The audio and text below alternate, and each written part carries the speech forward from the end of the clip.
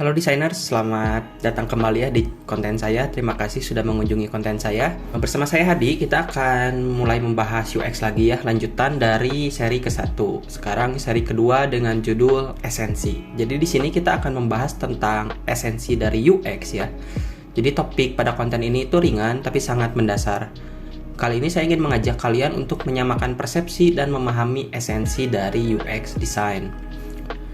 Konten ini saya buat di awal seri ya, karena saya ingin kita memiliki sudut pandang yang sama ya dalam melihat UX. Konten ini juga lahir dari kecemasan saya ya, karena saya sering mendapati newbie atau pemula yang baru belajar UI UX, itu mereka sering memamerkan karyanya tanpa dasar prinsip yang kuat gitu. Jadi gimana? Itu ketika saya melihat forum ya, atau komunitas, atau membuka Dribbble atau Behance ya, itu saya merasa sedang berjalan-jalan di pameran seni gitu. Seperti saya sedang melihat lukisan cantik gitu.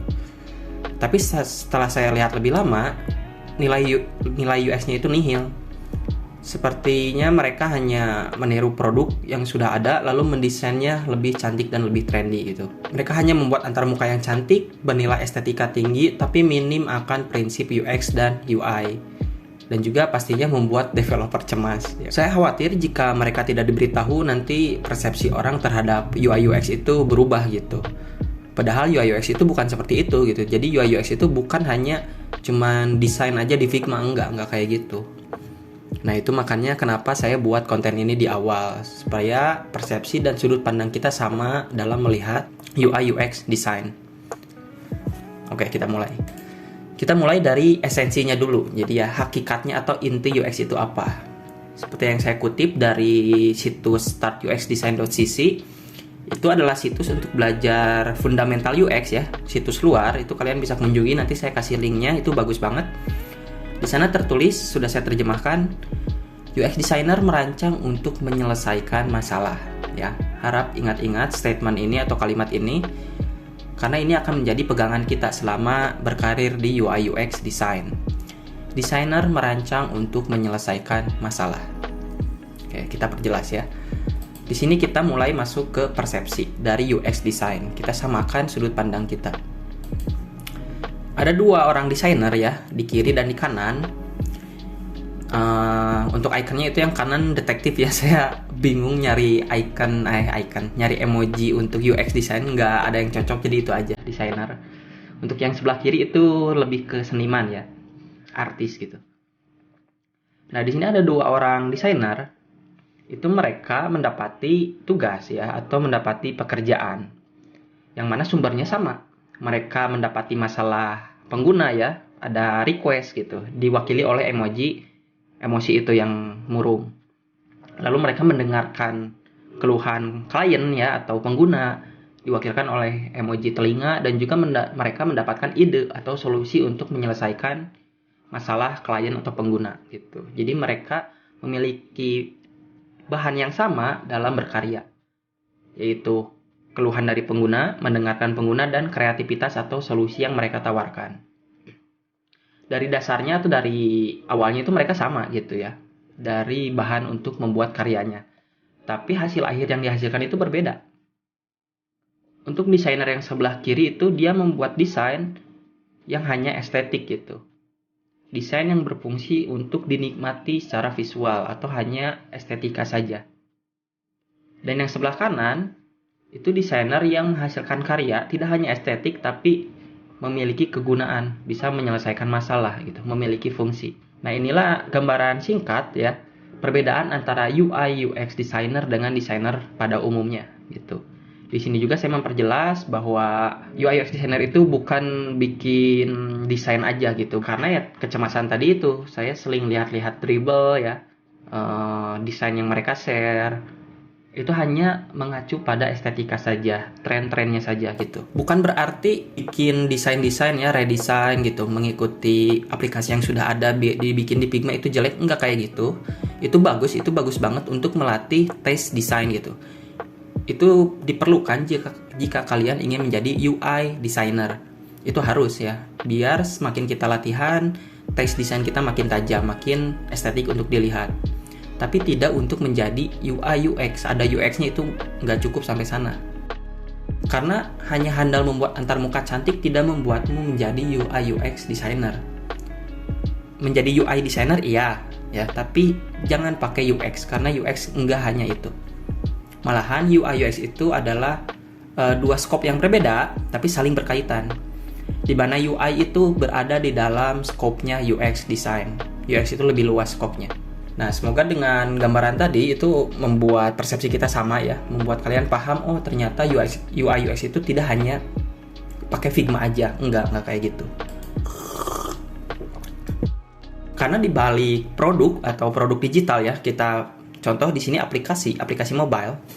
Di balik aplikasi mobile yang sering kita gunakan, yang bisa memenuhi kebutuhan kita, yang enak digunakan, nyaman ya, nggak bikin bingung, yang cantik dilihat, itu di balik aplikasi yang kita suka itu ada UI UX designer yang menuangkan ide atau memberikan solusi lewat produk yang mereka rancang. Gitu. Jadi untuk membuat aplikasi itu dibutuhkan di sini saya kasih ilustrasinya ada proses empathy map ya, ada interview, ada usability testing dan lain-lain gitu. Di sini banyak prinsip UI dan UX yang harus diikuti untuk dapat merancang produk yang baik dan benar.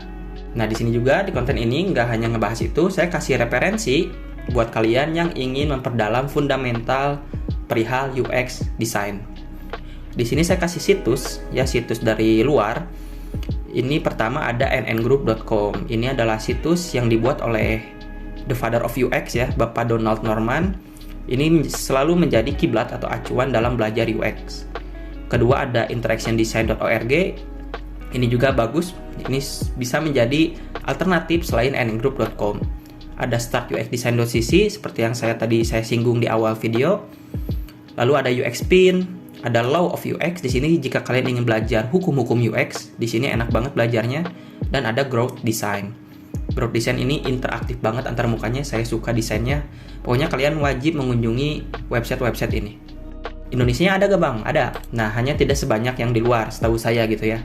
Yang bagus itu yang bagus, yang forumnya rame, yang selalu up to date itu ada 4. Pertama ada hallodesigners.com. Ini itu punyanya Bang Wasil. Beliau itu UI UX designer yang sekarang bekerja di Singapura. Beliau itu sering membuat e-book ya, e-book course gitu, dan juga punya komunitas. Ini juga ada IG-nya dengan nama hallodesigners.com. Kedua ada thethinker.design, ini juga IG-nya dengan nama yang sama. Mereka juga punya forum, punya komunitas, punya website gitu ya. Kalian bisa daftar di sana. Dan mereka juga menjual e-book gitu, menjual kursus e-book terkait UI UX design.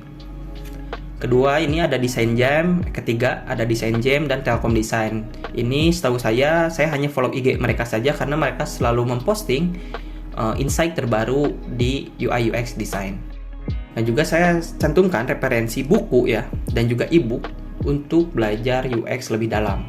Ini buku yang sudah banyak direkomendasikan oleh para senior-senior dalam UI UX design. Pertama ada Lean UX karya Josh Seiden dan Jeff Gottov. Kedua ada Don't Make Me Think karya Steve Krug. Ketiga ada Design of Everyday Things karya ayah dari UX yaitu Donald Norman. Dan Design for Hackers karya David Kaddafi. Nah, Design for Hackers ini unik ya, terobosan baru karena di dalam buku itu menjelaskan hubungan antara UI ya, interface gitu antar muka dengan science. Jadi dia itu menjelaskan bahwa antar muka itu ada loh penjelasan sainsnya kenapa manusia lebih suka desain yang A ketimbang B. Tidak hanya bermodalkan psikologi dan estetika saja, tapi ada penjelasan ilmiahnya gitu. Lalu ada Refactoring UI karya Adam Mathan dan juga ada The Non-Designers Design Book karya Robin Williams. Nah, The Non-Designers Design Book itu menjelaskan bagaimana cara UI UX designer merancang produk untuk orang yang gaptek atau orang yang tidak paham dengan desain gitu ya, untuk orang awam. Ini bagus banget. Jika kalian ingin membaca buku-bukunya, karena saya sudah mendapatkan e-book ini semua ya, sudah dapat e-booknya. Jika kalian mau, kalian bisa DM atau email saya. Sudah ringan ya pembahasan konten ini, itu pendek banget. Karena ya itu, saya pengen memperjelas aja gitu. Biar kedepannya kalian belajar sudah punya patokan atau tiang yang bagus untuk dipegang. Ngomong apa sih? Biar kedepannya kalian tahulah esensi UX itu apa gitu. Terima kasih telah mendengarkan. Tetap perkaya ilmu ya, tebar manfaat. Sampai bertemu di konten saya selanjutnya. See you.